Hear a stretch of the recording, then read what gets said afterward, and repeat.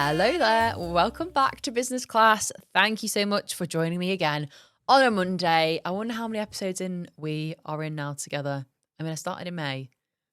Someone else can do the maths for me, but it feels like quite a few. I believe off the top of my head, from the approval process, it's like 30 something. Feels like more. So today, as you should know by now, we are back with listeners' dilemmas. I absolutely love doing these. I never get bored of doing them. Arguably, these are my favorite episodes to film. I love filming solo episodes where I'm giving away value, but I feel like I am the definition of trying to hit the word count on an essay. I feel like because I speak really fast and I also sometimes I have loads of value, sometimes I don't. And then sometimes when I have guests as well, I love having guests, but I have to like really ramp myself up. And then I feel quite socially drained after it because I'm like, I was in presenter mode. And just so you know, presenting and also being a host is really hard, actually. Like flowing the conversation the right way, thinking of what questions to ask. It's very draining. So these ones I love doing because I feel like I can just sort of turn my brain off and just let whatever wants to come out, come out. So before I get into the episode, I'm obviously going to start off with my takeoffs and departures this week. I thought I would start with a personal life takeoff. I like to keep them sort of separate, but I actually had a day off. Was it this week or last week? Last week. It was last Friday. I haven't had a day off I can't remember. And to me, what a day off means, because obviously you'll be thinking, Vicky, I thought you went to, where did I go? Corfu this year or various places. I obviously go on like my business retreats and then I go on like my holidays, but I've not had a day off. You know, when you just book a day off to just do nothing or to go shopping or to whatever it might be. I don't take days off ever. So it was really important. I took a day off. It was for Matt, my fiance's, you know, I don't like saying that word, but Matt, my fiance, it was for his birthday. His birthday's actually in May, but I bought him an experience of going to meet monkeys. So this is literally not related to business in any way, shape or form, but I was like, do you know what? That has been my honest take off, was taking a day off from work. I didn't do any work. I maybe did a bit in the evening, but for the most part, I didn't do any work. Me and Matt went to the zoo. We fed spider monkeys. I was kind of sad because I thought I'd get to hold them, I must say. I was a little bit upset. But it was really cute, really wholesome. And it just made me think I need to have days off more and almost have them as like a non-negotiable, like every month, you know, I get to book one in. I get to really just switch off, be at the zoo. I love zoos. And the animals were really well looked after there as well. So I was very impressed. And then departure this week has been, I would just say, to be honest, navigating the ups and downs of owning a personal brand. There is so much debate online at the minute about a personal brand's beneficial, how much should you be sharing, how personal you should essentially get with your personal brand and with your audience. And, you know, vulnerability performs really well on social media, but it's not always for the right reasons. So I think I'm just in a very weird place with my personal brand right now where I'm like, how much do I want to share? Because it performs well when I am vulnerable or when I'm sharing, you know, my mistakes that I've made and difficult times that I've been through. But it's not always best for the brand and for like the bigger picture. I've just felt very exhausted with it. I'm actually going to be very real with you. I'm just like quite exhausted at the minute. Like it varies week to week. Some weeks I feel very energized. I did notice I'm in my first day of my luteal cycle. You know, sorry to any men listening, but you need to know these things sometimes. So yeah, I'm just quite drained this week. I feel like I could fall asleep, to be honest. Like I'm like, what world am I even in? But we have to keep grinding. We have to keep going. You know, we've got somewhere to be. And I'm making sure I'm getting this episode out for you. So let's get into today's dilemmas. I've tried to pick out some extra juicy ones. If you've got dilemmas that you want me to answer, you can send me a DM on Instagram. You can send an email to us and just get in touch. And I would love to help you figure out what you're going through. So let's get on into today's first dilemma. Okay, so this one's actually quite a long one. So strap yourself in. So this person says, so I think one of my biggest business dilemmas right now is more about scaling and hiring. I know you've touched on this on your podcast, but I wanted to share my individual situation. I run events, so I do have freelancers who step in and help, but because income can be a little bit inconsistent at times, I haven't hired anyone full time yet.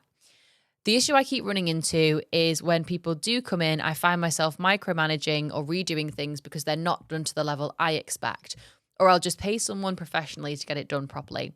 The brand is scaling every single day, which is amazing, but also overwhelming, and I'm trying to balance that with keeping costs low. On top of that, I want people who can eventually manage my brand. But when I bring freelancers in, they often come in too strong, suggesting lots of ideas, trying to take over management style roles, when really at this stage, I just need them to just follow direction and get the job done.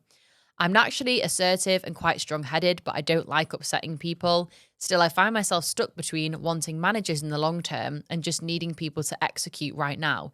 Do you have any advice for navigating this? Okay, so a few things to unpack there, I believe. So I think a lot of people will have this issue of when you do bring in staff, whether that's freelancers or full time, you are always going to feel, especially at the start, a sense of losing control, things not being done the way you want them done. Because, in an ideal world, you'd have 10 of you running around rather than 10 different people. But you have got to think that, first of all, it is great to not have 10 of you because it's great having different personalities, seeing different sides of things, bringing fresh eyes to it. The one thing that I have really, really tried to take on this year that I may have touched on before, and if you've not heard me say this, I really want you to listen to this and let it sink in, is that when you are managing a team, whether that's freelancers, whether it's full-timers, everything is your responsibility and your fault. And I know that sounds really cutthroat, but that has been literally my main learning this year. If someone's doing something wrong, it's my fault because I've not explained it properly. If, for example, someone has a bad habit, like they're showing up to work late, that is my fault because I've not enforced the rules properly, like that they should be there at that time, or the repercussions of what happens if they aren't there at that time. Because if I had, it wouldn't be happening. And yes, I know you can argue and say sometimes people are late or sometimes people just aren't as good as at the work. But that's what I was doing, for my first year or so of managing, is just letting everything slide. I didn't want to have those awkward conversations. I'm similar to you. I'm quite assertive. I can be quite strong-headed, but I don't like upsetting people. So I would just be like, oh, well, I'm not a massive fan of that work, but to be honest, I don't want to hurt their feelings, so I'm just going to leave it and send it off. Whereas you're actually being kinder by helping them, and it helps more in the long term. I would urge you to listen to my episode I did with Leadership Heather Elkington. She is an amazing person to speak to when it comes to managing team. But my sort of short answer to your question is you really have to think about the longer term vision and goal. So do you want team just because you're super busy at the minute and you feel like you need team? Do you want team because you want to grow and scale in the future? Because it seems like from this, you do want to grow and scale. It's more that you just don't want the team side. So I would say when you do get a team, just making everything super, super transparent. If you don't like something, you are allowed to say why you don't like it and how you can make it better. The more clearer you can be with people, the better results you can have. And just take responsibility. I've had to take responsibility for so much this year. Even to this day, I know I'm not doing things the way that they should be done because I'm still in my frantic startup phase. For example, I have our brand director who relies on me for a lot of her job, but I am so busy doing everything else that she sometimes isn't even able to get her job done because I'm over here doing something else, and then she'll come to me and I'll be busy. But it's my fault. You know what I mean? It's not her fault. It's my fault that I am not able to be there and be present. So that's something that I'm trying to work on. So it is taking some of that responsibility on board. If things aren't being done the way they should be, then you can fix it and then sort of loosen the reins as you move forward. But it's completely normal. Everyone feels like this when you get a team, that things aren't always being done the way you want them to. It feels like you're micromanaging. But that's what we have found as a team, is when we catch ourselves redoing work for people, we tend to just not tell them because we don't want to hurt their feelings. But it's like we're in business. Obviously, you don't want to hurt feelings, but you've got to think of the bigger picture. And it might hurt their feelings in the short term, but in the long term, it's going to be the best thing that you sort of want to do. So I would say, I mean, going back to your original question, in terms of how to navigate managers in the long term, but you just need people to execute right now. I'm honestly sort of that point too. I find it difficult to manage a team. In an ideal world, I would love a proper, manager that takes it off my to-do list. But we are going to learn so much doing this, and it really makes us toughen up. It really does. So unfortunately, it's something we're just going to have to go through. But what I have taken on into my leadership this year is making everything clear, transparent, and having conversations that feel difficult. So next dilemma we have, someone said, "Hi Vicky, love listening to the pod. I listen every single Monday." Thank you so much. Makes my day anytime anyone says that. They then go to say, "Okay, so tell me if I'm being silly. This brand reached out offering me an insane amount of money for a collab, like literally life-changing money. But the thing is, I don't actually like their product at all. I built my whole business on being authentic, but this deal could pay my team's salaries for the next 6 months. Do I take the bag or protect the brand?" That is a dilemma. I will tell you that for free. So instinctually, if that's even a word, I would say to not do it, because I mean, it's so hard when I can understand it's a lot of money and you want to pay your team. But I think the universe has a funny way of working itself out. Like, I've had brands come to me before to promote their product and I haven't liked them, and it's been for a crazy amount of money. But it actually does you more damage than you might think. So it seems harmless that you would take on this brand collaboration, but people do see through it if they don't think that that completely aligns with you and your brand. Like, I don't know if I can say this online, but I had a, let's say, frozen food company offer to do a collab with me for quite a bit of money. And I was like, well, I don't really eat frozen food. And it's not really the food that I would eat. So I turned it down because even though it didn't seem that deep and I probably could have done it, people that watch me would know that that's not something that I would use or like a brand that I would use. And it does cause more damage because ultimately you're going to lose respect from your followers who won't buy from you in the future when you do collabs. So I would personally say to always think about morals over money. So like now, if we ever get brand collabs in, really thinking about, would we use the product? If our followers were to buy it, would they use the product? Would they enjoy it? All questions to consider. But I completely understand. And I think it also completely depends where you're at in business as well. Like, if you're in a position where you almost need that money and it's make or break, like, totally get it. No judgment. I think we've all been in those positions where sometimes you have got to put the money first. I think people forget that. But if you're in a position where you can turn it down, I would turn it down, and trust me, the universe will give you something better, whether that's a different collab or a few different smaller collabs over the next 6 months that equate to that amount of money. That's what hopefully you will be served from the universe. So next dilemma we have is, me and my business partner started a business 2 years ago, and it was all excitement and we were working late nights. But lately, he's just not showing up. He's coasting by, he's missing meetings, and I honestly feel like I'm carrying everything. I don't know if I should have that awkward conversation or just plan my solo exit quietly. Okay, so for some reason when I read that as partner, like your partner, like your girlfriend or boyfriend or whoever. Business partner, though, I think always have the conversation. Always have the conversation rather than just a solo exit quietly. It's going to be hard. It's going to be uncomfortable. I've been in a very similar position before, and it was probably one of the hardest things that I've had to do. But you ultimately have to put yourself first in business. And I think that, I don't know, I think it's hard in business because everyone's like, you got to be selfish in business. I think obviously an aspect of that is not true. I think we shouldn't be completely selfish as human beings, but we do have to put ourselves first and think of the money first sometimes, and like how we're going to survive. Which again, I know sounds cutthroat. So I would have the awkward conversation, and you want to think that you're working to the same goals here. It's not like you're doing it to be awkward or to be rude or to be nasty. Just think you're working towards the same goal. So if it's that you're concerned that by that person not showing up to meetings or carrying out everything, that it's going to have an impact on the business, then you need to have that conversation. One piece of advice I would give to anyone that does have to have awkward conversations that you're stressed about or you're worried about is to write it down first. So write down the key points that you want to make, and then either print it out or bring it in on your phone, like on your notes app, and just say, I've got some notes that I would like to address. And then as soon as you've said that, you've then got to read off your notes, and they're there for you. You can almost like read it like a script if you need to. But just having that there is so helpful, because I feel like if I don't have that, I end up just going on a tangent and not really saying what I want to say, because I'm like, I'm going to end up upsetting this person.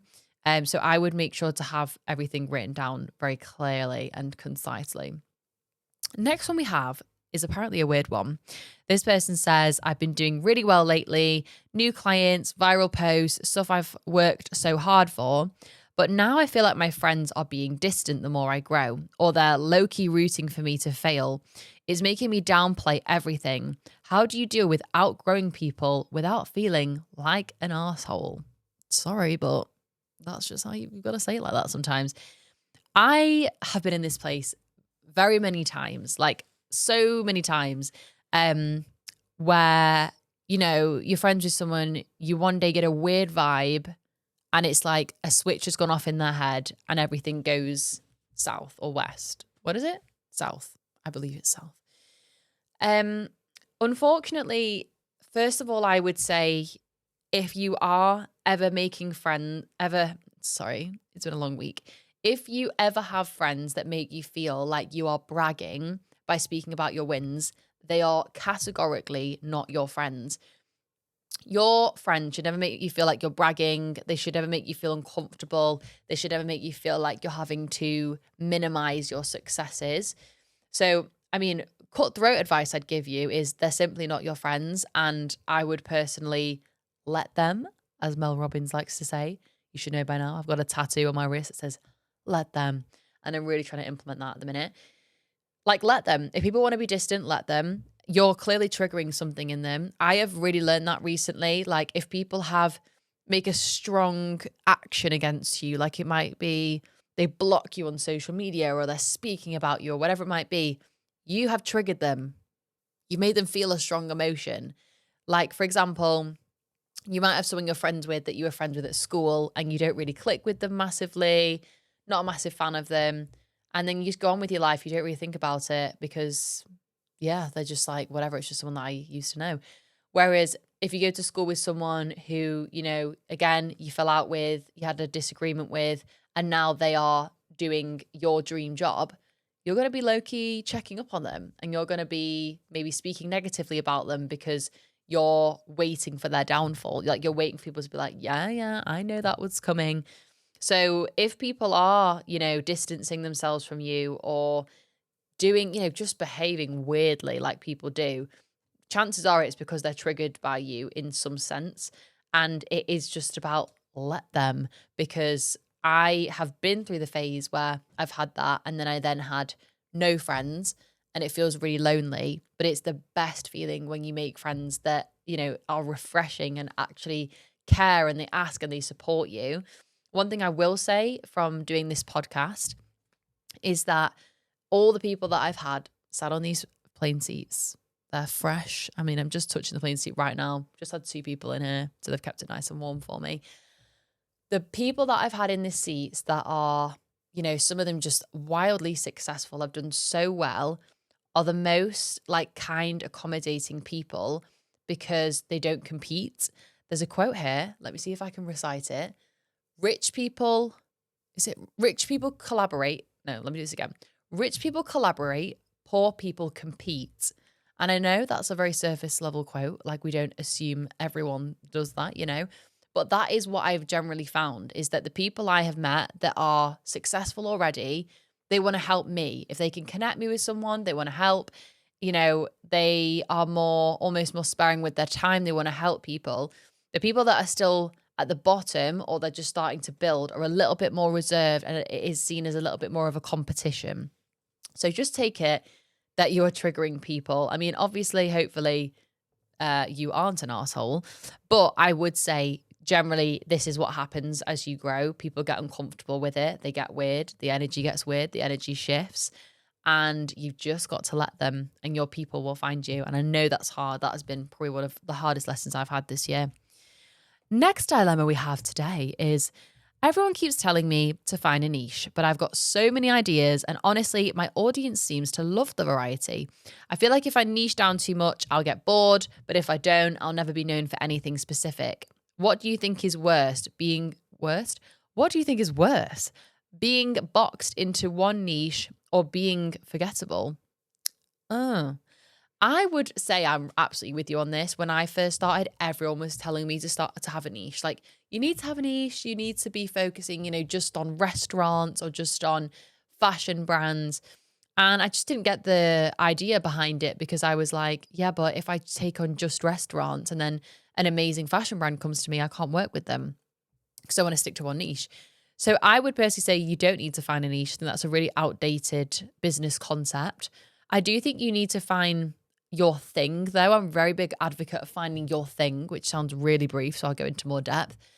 For example, our thing is we help brands go viral, and we tend to work more with product-based businesses. So you could either choose service-based or product-based. That's already sort of niching you down into these are the type of businesses that we work with. It could be female-led brands. It could be, product-based, we've already said, whatever it might be that comes to your mind. So I would say you can niche down in that sense. I think that's good for making it clear what you specialize in. So I would say it's more like a speciality rather than a niche. I would not be too overly bothered about having a niche. Next dilemma we have today says, hi Vicky, quick dilemma for you. So last month I had this massive viral video. Everyone was congratulating me and saying that I made it. But to be honest with you, nothing really changed. Sales didn't spike, followers dropped off after a week, and now I feel like I've peaked. How do you bounce back from going viral when it doesn't actually do anything? I thought I'd ask you, as you are the viral queen. Very true, and I will take that title on board. So I definitely think there is a negative connotation of virality at the minute on social media because of things like this.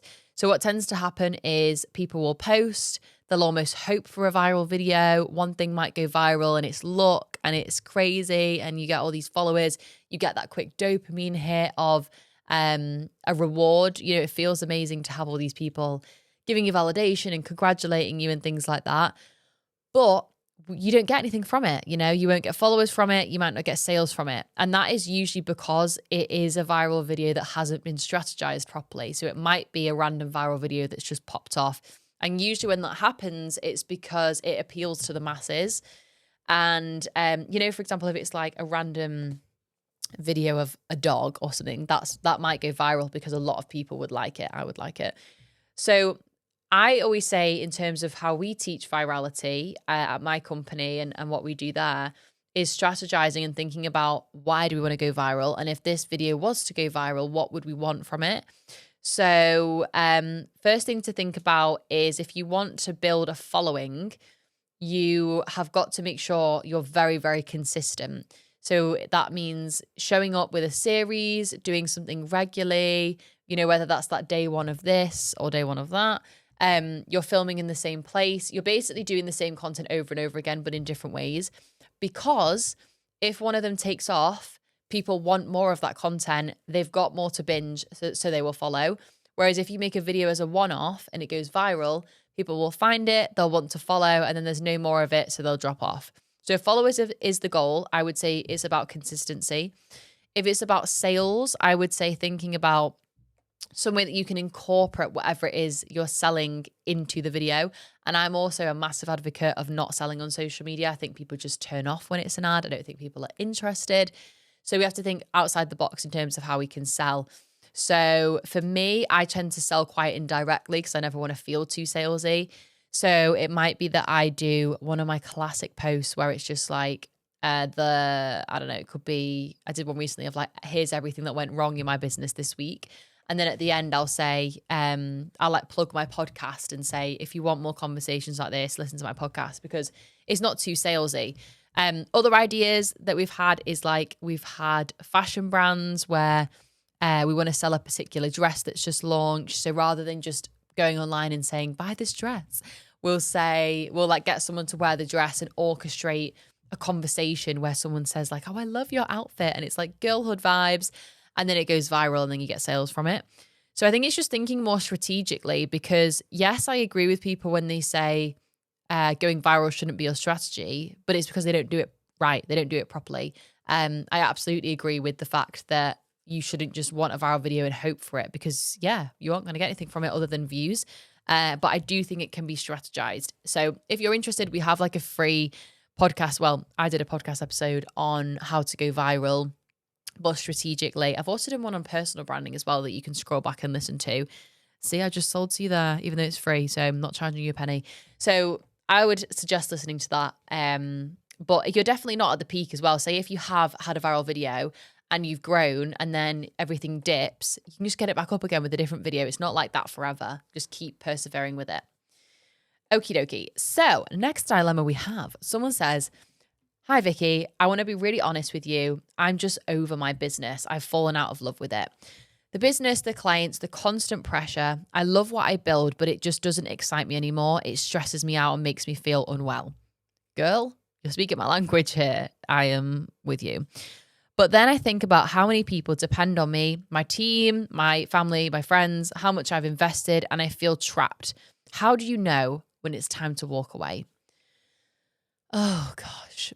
I would say what I think about, and as well, I hate to be that person that always goes, listen to my podcast episode, but I did do an episode on what to do when you feel like giving up. That might be a good one to listen to, because I've had many a times when I felt like giving up. I think you have to understand when you own a business that is truly, you know, maybe a bigger business. I think when you've got a smaller business, it's still stressful.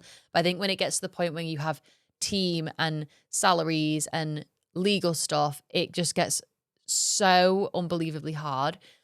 I think you have to understand that when you're in that position, that it's almost part of the job, and unfortunately we have to accept that that's how it is. And I know there's those people that will listen to that and maybe disagree with me and say, you know, your business doesn't have to be stressful, and you can have a work-life balance and blah, blah, blah. But I think unless you've been in it, you don't truly know how stressful it is and all-consuming that it is. So I think it's important to understand, as I keep saying, if I get to the point, is that it's normal to feel like this. It is normal. Like, I'm not going to like sugarcoat it and say, no, it's not normal. Like, it's so normal. I would say at the very least once a month, something big that will happen where I'll be like, oh my God, how on earth do I deal with that? But how do I keep going? I would say the bigger picture. You know why you're doing it. I feel like as well, I'm sort of the same as you, where you've got too much to lose. Like, I don't want to let anyone down. You know, I pay people's salaries. So that's what keeps me going. But also just proving people wrong massively motivates me. And I like to describe owning a business as a drug addiction. I literally feel like, not that I've ever had a drug addiction, PSA, I literally feel like you are working for your hit all the time. You're working really hard. You feel sometimes depressed. You feel anxious. You feel exhausted. And then you get that hit, you know, you get a really happy client. You get a massive chunk of money. You get a massive opportunity. And you feel on cloud nine, like on top of the world, ecstatic, amazing. And you're like, this is why I did it. This is why I pushed through. That'll last for about a week. Something else happens and you're back down here again. So it's just this constant up and down. And it's definitely not for everyone. Like, I can totally understand why people get to a point when they're like, this is not sustainable anymore. But I would say just doing small things to make it somewhat sustainable. Like for me, I have like all my notifications turned off on social media. I will not really look at comments on social media unless I'm in the right headspace for them. I've got my phone on don't disturb. I'm more selective about who I speak to and who I have around me. I've invested a lot in making sure everything's set up properly, so I have that security of knowing that, you know, my business is safe and nothing can go wrong with it. So I would say, first of all, think about how long you've been feeling like this for. I mean, if it's been like, 6 months or a year, then yeah, like I feel like maybe it's time to give up and do something else. And giving up is not a bad thing. You can go and pour that into a different business that's completely different, or into a job that you love. But if it's like you've been feeling this way for a couple of weeks, I would personally push through. I've had months maybe where I felt really exhausted and like I can't push through or persevere. I can't do anything right. And I just feel it out. And I don't even know if that's helpful or not, because I think sometimes you want people to just be like, everything will be fine, or like, you should just quit. But I'm not going to be that person. So let me turn over my little cue cards. Hold on a second. The next dilemma, bit of ASMR for you here. Ew, I bet that sounded gross on the mic. Okay, so next dilemma we have is, hi Vicky, please help. I hired my friend a few months ago, and at first it was great. I feel like I know where this dilemma is going to go, because this is very common. But lately, she's just not pulling her weight. Yes, I hear. She's always late. She's missing deadlines. She's acting like we're still on nights out, not payroll. And I feel like I can't call her out without ruining the relationship. But it's actually really starting to grate on me now and affect my morale and the business. What would you do? What would I do? So again, it comes back to, you have got to have conversations, but also, like I was saying before, try and take some responsibility. And I know that's so hard when you're in these positions and you're like, yeah, but it's her fault. And it's the client's fault. And it's whoever's fault. You have got to sometimes think, oh, did I make that clear enough though? Because sometimes you didn't, especially with friends. You're often not going to make things super, super clear because you're like, well, we're friends and I don't want to micromanage. So I would say the first step would be writing down all the problems that you have. I've started to do this recently, and it helps me feel less overwhelmed because I'm getting pen onto paper and I am sort of getting my thoughts out of me, and it makes it seem less scary than it actually is. So it might be that I feel like everything's going wrong for me and everyone hates me and, everything's awful. I'll put pen to paper and it might be 3 main issues that I'm actually struggling with. Then I would say, is there anything out of those issues that you can take any responsibility for? So if she's turning up late, have you made it clear that you need to be there on time? If she is missing deadlines, are you clear as a team what the deadline is and the repercussions of that happening? Because then again, it all comes down to pen to paper, really. I would write down the issues then that she has done and things that she has got wrong, so that you can address it and just say, I'm gonna be honest, this is gonna be a tough conversation. I've just wrote down a couple instances of things that have happened recently that I believe are going to have an impact on the business that I'd really like to get through. And also, like I said, like, just think about why you're having the conversation. You can say, I'm having this conversation because I love you and I care about you and I want to continue working with you, and just keep reiterating that. Like, do you understand why this is hard for me to bring up? Because people often forget that we are all human beings. We are all real people with emotions, and people have, like that sort of quote that goes around every now and then on TikTok where it's like, if you don't understand, what is it? Like, if you can't understand the way people behave, take that as a positive thing, that they're not like you, sort of thing. Because I think we often have that a lot of the time where we behave in a certain way, and if someone else does something so completely outside of how we would behave or we would approach a situation, we're like, I can't believe they would say that. Why would they say that? I would never say that. But everyone's had like such different life experiences. Everyone has had different days. There's, times where we're going through things on a certain day and we might act a little bit more, a bit cross or a bit snappy.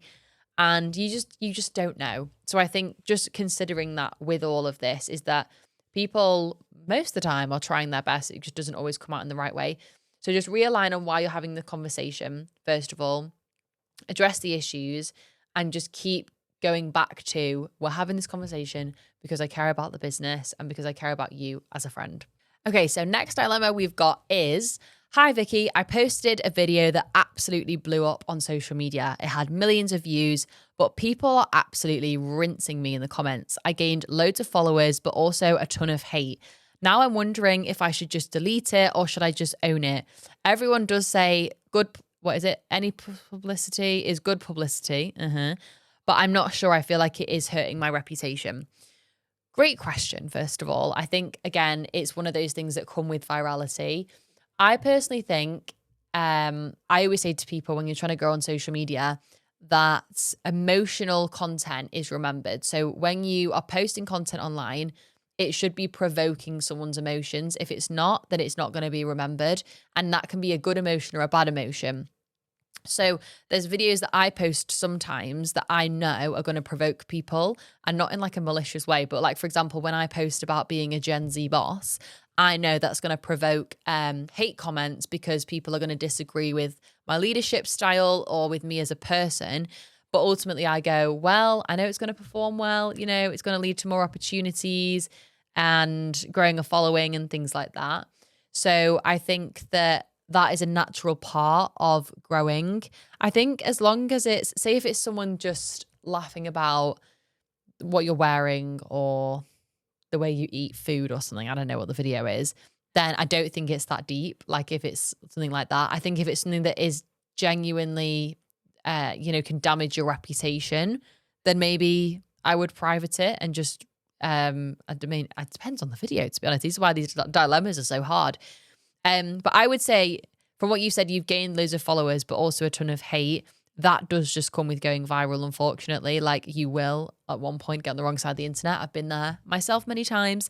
It's not fun, but usually you will gain more positive from it than negative. So I would personally say, depending on the video, I would say keep it up as long as it's not super detrimental to your business. And yeah, it does unfortunately just come with the territory of being on social media. People love to hate on things. People are jealous of people. And especially now, if you're asking from a business point of view, people hate to see founders win. They hate to see young people win. And they will do what they can to make sure that doesn't happen. Okay, so next dilemma we've got. This person says, "Hi Vicky, please answer my dilemma." You've got it. "My team are amazing. Don't get me wrong. I thought you said I'm obsessed with them, but they're all obsessed with boundaries, work-life balance, and mental health days," which she's put in quotations. "Meanwhile, I am hustling 24/7 to keep the business alive and have none of these. How do I keep morale up without lowering the bar? Am I being too harsh, expecting the same hunger from my team?" I feel like a lot of founders can resonate with this. So advice that I would give on this is, first of all, part of it is accepting that no one is you. No one is going to care about the business as much as you, and no one's going to work as hard as you because they don't see the vision of what you're working to create. So I would always say the first step is making sure the team are really clear on what are we working together as a team, because it's really clear to you, but it's not always clear to them. So I tend to every couple of months do a meeting where we go over the mission and vision and where we're hoping to be in a few months or a few years' time. Because if people don't know, then they're not really going to be that committed to growing with you. They're just going to see it as a job. And then that leads me to my second point of some people will just see it as a job, and that is okay. I have really, I'm fine with it now, but I struggled with that a lot at the start. Like I would hire people and I'd want that same, hunger and passion that I have. But some people are allowed to just clock in at 9 and leave at 5. And that's it, as long as they're getting their work done. To some people, it's just going to be a job, and that's fine.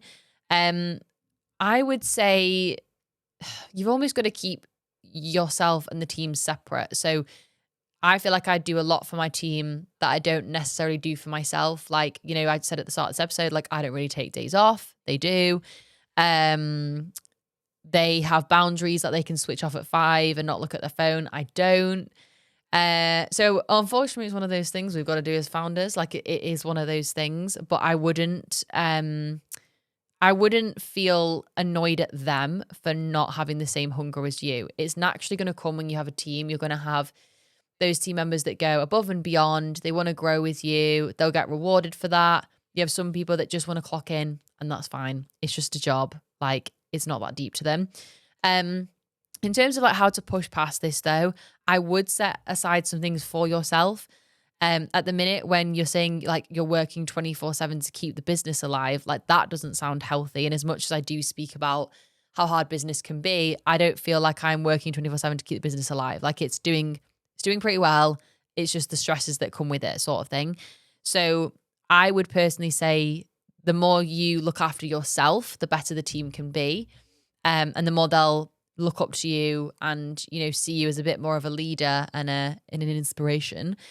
So at the minute, if you're really frantic and you're constantly working and maybe you're a bit snappy, then they're probably not going to want to put everything into the business. Whereas if you're, you know, taking time once a week to go to a yoga class, or you're going to the gym more, or you're setting more boundaries, I think they respect that a lot and they will admire that as you being their leader, if that makes any sense. And then the final dilemma I'm going to go into today, and the reason why I open this one is it starts with saying you're going to laugh at this one. So I need a laugh, so I'll read this one. So they said, you're going to laugh. This brand literally ripped off my content, my captions, my whole aesthetic, like it's literally a carbon copy. And the worst part of it all is that it's working. They're blowing up, whereas I've stayed where I am. I'm completely torn between calling them out, pivoting my content completely, or pretending I don't care. What would you do? Please help. Haha, I will laugh because I've been in this position as well many times. So first thing I would say is the bigger you grow and the more successful you become, people are going to copy because they see that it's worked for you. They get inspired by you, but people just don't always go about it in the right way. So in terms of what I would do is, I mean, you can call it out in nice ways. Like I would use to message people and just say, hi, like this post might look a bit familiar, or just letting you know I've put a lot of work into that. It'd be amazing to get some credit, blah, blah, blah. But I think now that it happens more and more, I just don't do it anymore because honestly, like even though their content is doing well, as a whole, they are a copy and they're not going to be as successful. So I would definitely bear that in mind first. And also I'd take it back to a bit of Mel Robbins, let them copy you. Because the thing is with content is anyone can copy content, but they can't copy, I was going to say you, but almost like the work itself. So let's say you do work in social media, someone's copied your post, it's blown up. Yes, they might get a few bookings off of that, but are the clients really going to be as satisfied with their service as they would be with yours? No, because you're the one that thought of it in the first place. So yeah, in terms of copying, it's very hard. It feels like a violation, like it's something you spent a lot of time on and got no credit for. I wouldn't pivot if I were you. I would stick to what you're doing. You're the one that created it. I'd maybe see if you can add your own spin to it. Or sometimes people will be really clever and literally poke fun at it and make videos like that, which I actually love. I feel like as long as you're not hurting anyone. But yeah, it's something that we've just got to accept. Like the higher we rise, the more people that are going to copy because they are essentially going, well, that worked for them, so I'm going to copy it and do it for me. And people just never think to credit. Sometimes I actually think though that it's never that deep. I think people either just forget or they just don't think it's that big of a deal. A lot of the people that I have messaged have been like, oh my God, I didn't even realize that you felt like this, or of course I'll give you credit. Like a lot of the time it's not that big of an issue. But I think now I don't really, like I say, is it adding to my money or is it is it adding to my energy or making me money? Which usually no is the answer. So I just sort of let it happen. By now I would say with my brand, we've built up quite a good reputation and brand image. So people usually now see our brand colors and they know that it's us. And if people copy, then they're like, you're just trying to rip off the brand. Do you know what I mean? So yeah, I feel like that like probably wasn't the best advice, but I did get a laugh out of it for you. Just like with anything, it's just the more you grow, the thicker skin that we've got to develop. And that's the hardest bit is other people in business, isn't it? So I'll wrap this episode up because I'm a tired business owner today. I'm not going to lie, you can probably tell. I'm literally like trying to keep my eyes open with everything that's got going on at the minute. I'm going to be horizontal all the time. So I hope that helped. Like I said, if you've got any dilemmas at all that you want me to answer, please do send them in. I would absolutely love to answer. If you're listening to this podcast, please do me a massive favor and rate it 5 stars. And if you want to tag me on social media, I'll always repost your stories. I absolutely love listening to you, listening to me, seeing you listening to me. It makes my day. Honestly, whenever I see it, it makes me just the happiest person. So that is all for me today on this fine Monday or whenever you are listening. I will see you next time aboard in business class.